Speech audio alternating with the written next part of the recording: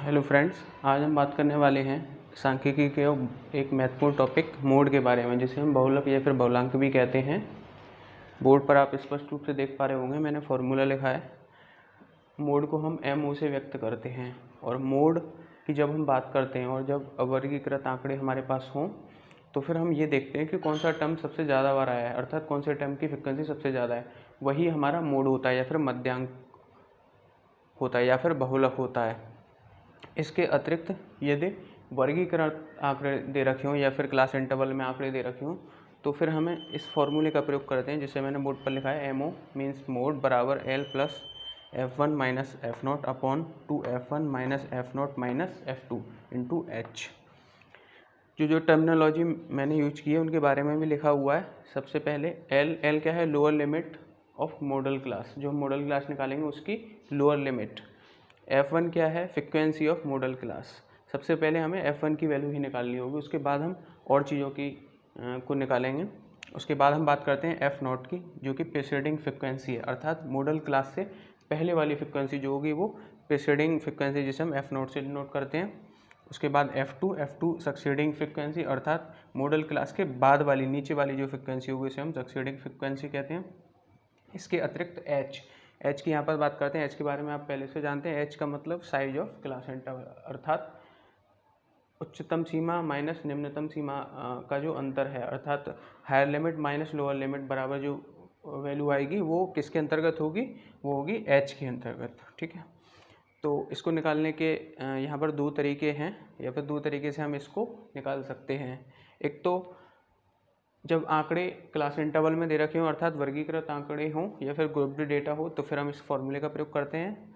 और इसके अतिरिक्त यदि एक कोई टेबल दे रखी है क्लास इंटरवल फ्रिक्वेंसी, जिसमें मीन मीडियन मोड तीनों चीज़ निकलवाई है, तो फिर हम उसके लिए एक अलग फार्मूला यूज़ करते हैं। यदि हमने मीन और मीडियन निकाल लिया है तो फिर उन दोनों की हेल्प से हम मोड निकाल सकते हैं। तो वो निकालने के लिए एक फार्मूला यूज करते हैं, जो कि ये है mode equal to 3 median minus 2 mean.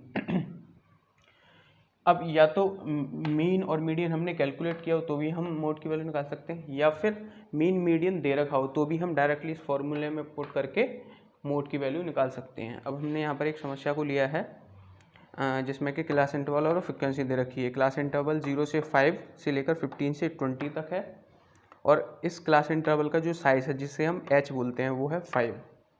Frequency दे रखी है 3, 7, 8, 6। सबसे पहले क्या करना है? सबसे पहले हमें ये पता लगाना है कि हाईएस्ट फ्रिक्वेंसी क्या है। अब हमने इसमें देखा है तो हाईएस्ट फ्रिक्वेंसी है 8, जिसे हम क्या बोलेंगे? F1 बोलेंगे, और ये ही हमारी क्या होगी? मॉडल क्लास होगी। क्या होगी? मॉडल क्लास होगी।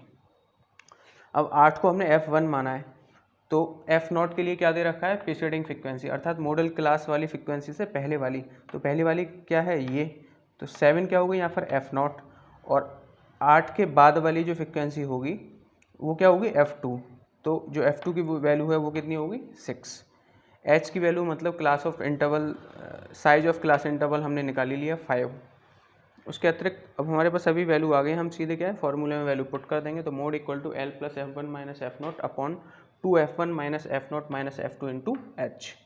अब L की वैल्यू मॉडल क्लास की लोअर लिमिट, अब ये मॉडल क्लास है तो मॉडल क्लास की लोअर लिमिट 10, तो L की वैल्यू हो गई 10 प्लस F1 की वैल्यू 8 माइनस F0 की value 7 upon 2 into 8 minus F0 की वैल्यू 7 और F2 की वैल्यू 6 इंटू H की वैल्यू, जो कि साइज ऑफ क्लास इंटरवल कितना है? 5। हमने वैल्यू पुट कर दी और हमारे मोड निकल के आ गए 11.67। मोड कितना आ गया? 11.67। इस तरीके से आप मोड को आसानी से कैलकुलेट कर सकते हैं। फॉर्मूले यदि डायरेक्ट आपको मोड निकालना हो तो फिर फॉर्मूले का प्रयोग करते हुए आप इस फॉर्मूले का प्रयोग करते हुए आसानी से मोड निकाल सकते हैं, या फिर मीन और मीडियन की वैल्यू दे रखी है तो भी आप मोड को इस फॉर्मूले के माध्यम से कैलकुलेट कर सकते हैं। और यदि ऐसा कोई डेटा दे रखा है जिसमें मीन मीडियन भी निकालना हो तो फिर उनसे पहले मीन और मीडियन हम कैलकुलेट कर लेंगे, फिर उसके बाद भी हम इस फॉर्मूले में रखकर मोड को आसानी से निकाल सकते हैं। ये नहीं है कि मीन मीडियन आपने निकाल लिया और उसके बाद भी मोड के लिए भी फिर आप फॉर्मूले का इसका प्रयोग करें। डायरेक्ट आप इस मेथड से भी, डायरेक्ट मोड के फॉर्मूले से भी, जिसमें कि मीन और मीडियन की वैल्यू पुट करके आप अपनी न्यूमेरिकल को सॉल्व कर सकते हैं। मुझे लगता है सभी लोगों को समझ में आया होगा। यदि इसमें कुछ आपको लगता है कुछ और इम्प्रूवमेंट होना चाहिए तो कमेंट बॉक्स में ज़रूर बताएं, और वीडियो को ज़्यादा से ज़्यादा लाइक करें, शेयर करें और चैनल को सब्सक्राइब करें। Thank you.